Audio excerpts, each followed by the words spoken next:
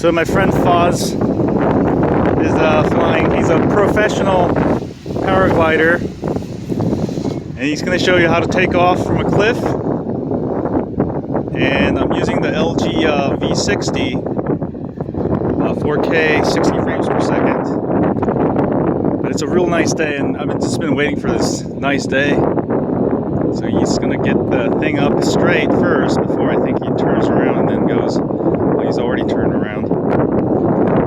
But sometimes it's hard to get it up. Oh no, but if you're a pro, yeah, you can just do that.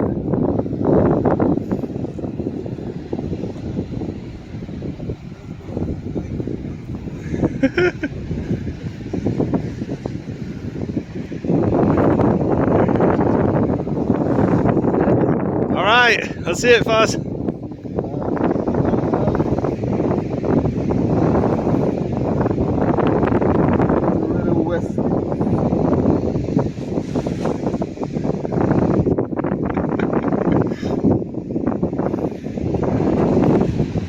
Woo!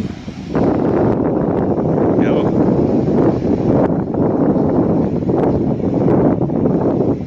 So nice takeoff. Real good day. You could probably fly all the way down to the pier.